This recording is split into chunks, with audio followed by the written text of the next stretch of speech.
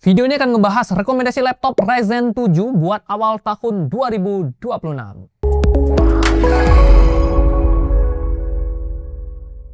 Yo guys, Raga Gamer bersama Rah Krisna di sini, dan kali ini kita akan memberikan laptop rekomendasi ya, spesifik untuk Ryzen 7 di awal tahun 2026. Nah, kalau kita ngomongin laptop Ryzen 7, tentunya mungkin budget yang harus dikeluarkan agak lumayan. Tapi timnya Raga Gadget berhasil merangkum 5 laptop yang Ryzen 7 dan bahkan starting point-nya, harga paling terjangkaunya itu ada di 7 jutaan per video ini kita buat. Dan 4 laptop lainnya juga nggak kalah menarik ya, yang mana harganya ada yang di 8 jutaan, ada yang 9 jutaan, dan bahkan ada juga yang udah cocok buat gaming AAA rata kiri. So, bisa kalian simak aja videonya atau gunakan chapter biar kalian lebih cepat lah menemukan laptop yang sesuai dengan budget dan juga kebutuhan masing-masing. Oke, kita langsung aja mulai dari laptop yang pertama.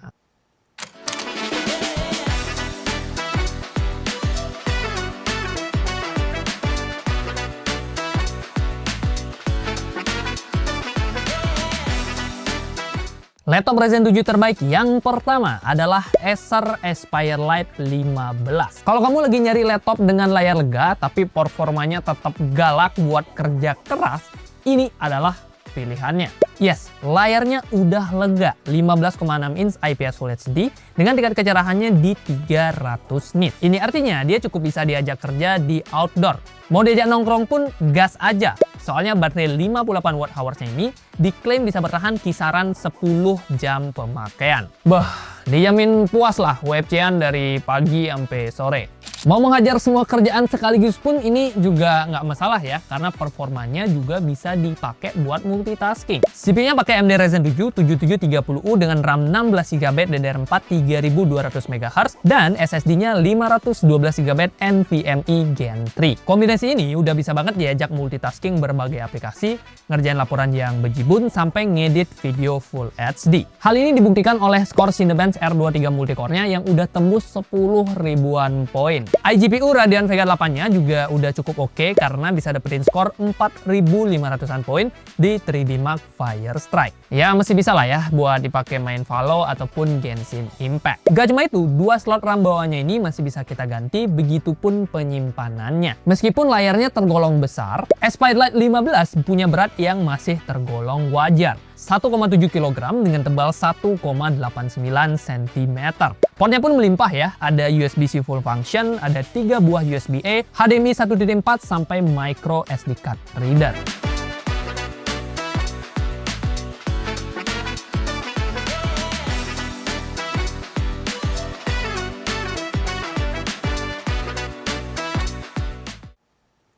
Laptop Ryzen 5 terbaik yang kedua adalah Advan Fixware Touch. Guys, buat kamu yang ngincer ya laptop Ryzen 7 di bawah 10 jutaan tapi performanya paling kenceng, bisa jadi ini adalah pilihan terbaiknya.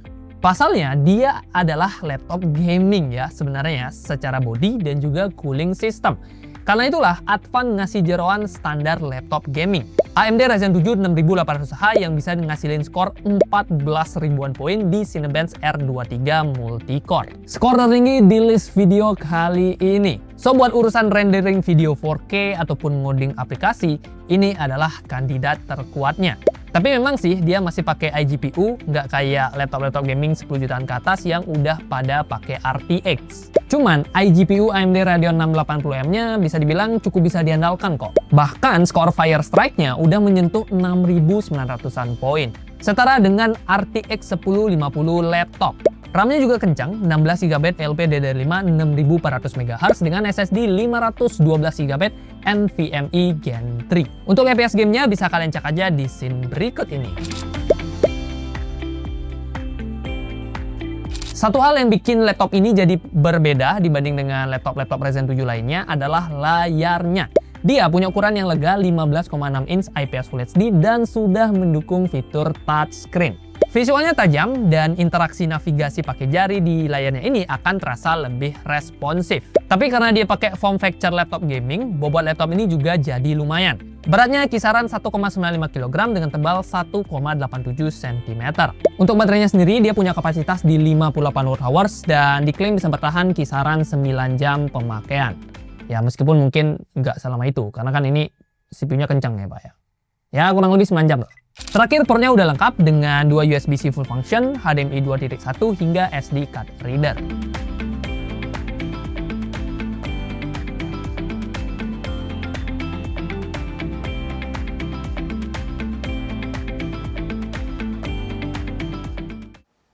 Laptop Ryzen 7 terbaik yang ketiga adalah Infinix Xbook B14. Ini adalah pilihan laptop Ryzen 7 paling terjangkau di video kali ini. Per video ini kita rekam, harganya masih di kisaran 7,2 jutaan di Shopee. Meskipun termurah, Xbook B14 ini bisa jadi pilihan terbaik buat kamu yang sering bawa laptop kemana-mana. Soalnya dia beneran ringan cuy. Cuma 1,16 kg dengan tebal 1,75 cm.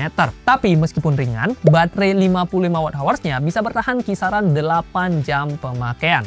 Bah, ini mah combo terbaik buat WFC-an, Pak. Selain faktor ergonomis, Xbook B14 juga surprisingly membawa spek yang bisa bersaing dengan laptop Ryzen 7 di 8 bahkan 9 jutaan. CPU-nya pakai AMD Ryzen 7 7735HS yang bisa dapetin skor 10 ribuan poin di Cinebench R23 Multicore. Selain itu, SSD-nya juga udah kencang NVMe Gen 4 dengan kapasitas yang lumayan lega juga di 512 GB. Buat urusan multitasking kerjaan, ngoding, sampai bikin video di Google VO3 juga udah bisa di laptop ini. Mau belajar ngedit ataupun dipakai gaming rata kiri ini juga udah bisa ya, karena dia pakai iGPU yang cukup kencang Radeon 680M. Skor 3D Mark Firestrike-nya ada di kisaran 5.800-an poin. By the way, opsi upgrade-nya cukup terbatas, di mana RAM-nya ini onboard, tapi untuk penyimpanannya ini masih bisa kita ganti. Beralih ke layar. Infinix Xbook B14 juga membawa layar yang bisa dibilang cukup oke lah buat kebutuhan harian. 14 inch IPS Full HD dengan tingkat kecerahannya berapa tuh? Ya, di 250 nits. Udah nyaman buat keseharian meskipun ya nggak cocok buat editing profesional. Portnya sendiri cukup lengkap ya dengan USB-C full function, USB-A sampai HDMI 1.4.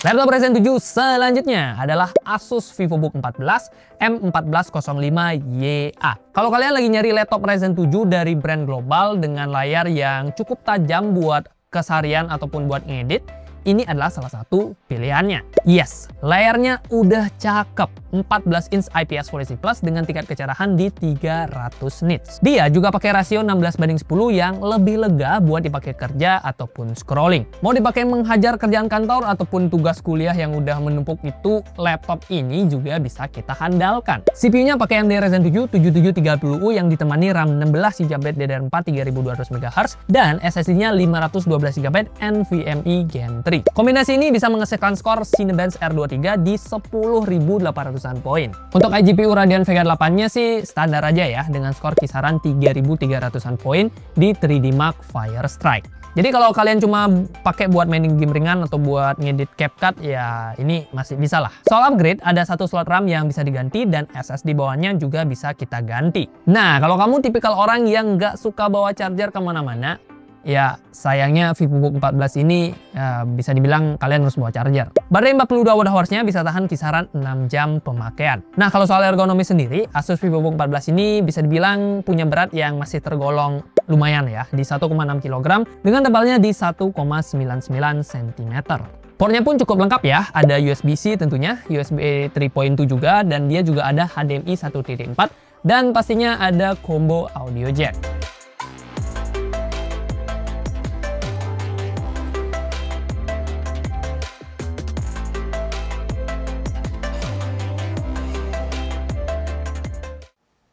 Laptop Ryzen 7 terbaik yang terakhir adalah HP 14 EM0730AU. Laptop 9 jutaan ini juga hadir dengan Ryzen 7, ya tentunya sesuai judulnya, dan punya beberapa keunggulan yang bisa kita rekomendasikan. Terutama kalau kebutuhanmu buat kerja dan produktivitas. CPU-nya pakai AMD Ryzen 7 7730U yang mana ini adalah seri U yang fokus ke efisiensi daya. Meskipun fokusnya ke efisiensi, performanya ini tetap nggak bisa kita remehkan. Ini terbukti dari skor Cinebench R23 Multicore-nya yang udah nyentuh 10 ribuan poin. Udah sasat lah ya buat dipakai membuka berbagai atau puluhan tab Chrome ataupun ngerjain tugas di spreadsheet dengan data yang bejibun-jibun. RAM-nya langsung dikasih 16 GB DDR4 3200 MHz dan kabar baiknya, dua slot RAM tersebut masih bisa kita ganti. SSD-nya pun udah 512 GB NVMe ya, dan ini masih bisa kita ganti kalau kalian ngerasa ya kapasitasnya masih kurang. Nah, untuk urusan grafis sendiri, GPU Radeon 610M-nya dapat skor 1700-an poin di 3D Mark Firestrike. Yang mana ini tipis-tipis lah buat editing CapCut bisa, main game Valorant di settingan rata kiri juga masih bisa. Beralih ke layar, HP 14 ini membawa layar IPS Full HD dengan tingkat kecerahan yang cukup bagus buat kebutuhan indoor di 250 nits. Untuk akurasi warnanya masih standar aja di 45% NTSC. Nah, yang menarik ada pada baterainya. Meskipun kapasitasnya cuma 41 Wh, tapi berkat efisiensi prosesornya, baterainya ini diklaim bisa bertahan kisaran 11 jam pemakaian. Urusan ergonomis pun masih dapat banget ya, karena beratnya ini cukup ringan, 1,4 kg dengan tebal 1,79 cm. Terakhir, portnya lengkap dan bisa kalian cek aja di layar berikut ini.